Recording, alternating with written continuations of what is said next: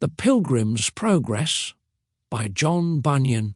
Chapter 24. The Flatterer.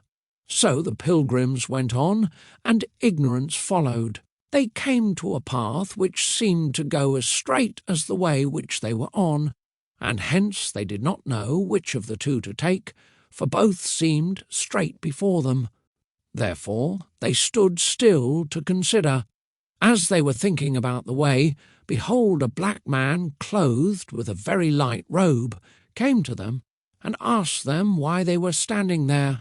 They answered that they were going to the celestial city, but did not know which of these ways to take. "Follow me," the man said, "I am going there also." So they followed him into the adjoining way, which slowly by degrees turned them away from the celestial city, so that, in a little time, their faces were completely turned away from it. Yet they continued to follow him. By and by, before they were aware, he led them into a net, in which they were both so entangled that they did not know what to do. With that, the white robe fell off the black man's back. Then they saw where they were.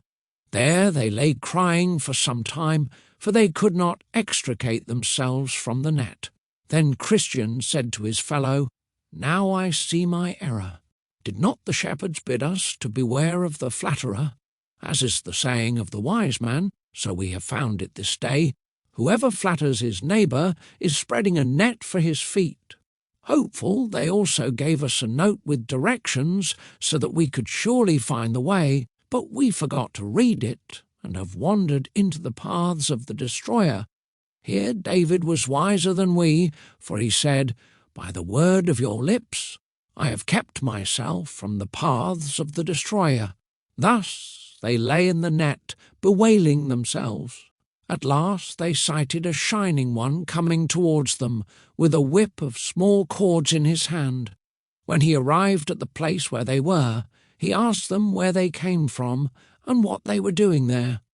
They told him that they were poor pilgrims going to the celestial city, but were led out of their way by a black man who was clothed in white, who bid them to follow him, for he was going there also. Then the Shining One replied, "That was the Flatterer. He is a false apostle, who transforms himself into an angel of light." So he cut the net and freed the pilgrims. Then he said to them, "Follow me, so that I may place you in the right path again."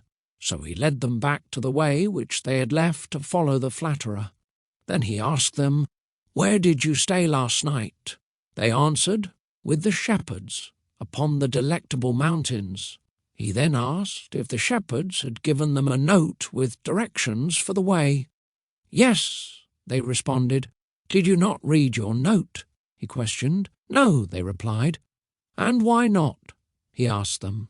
They answered that they had forgotten. He asked, moreover, if the shepherds told them to beware of the Flatterer.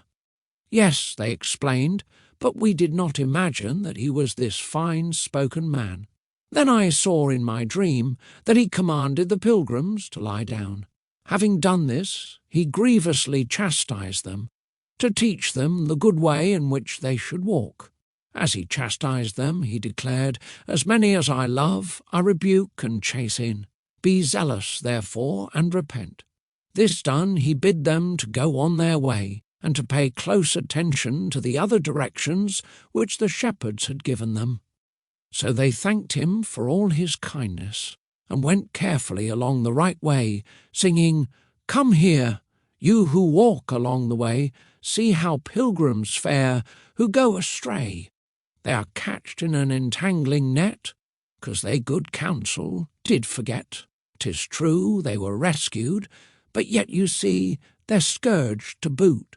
Let this your caution be.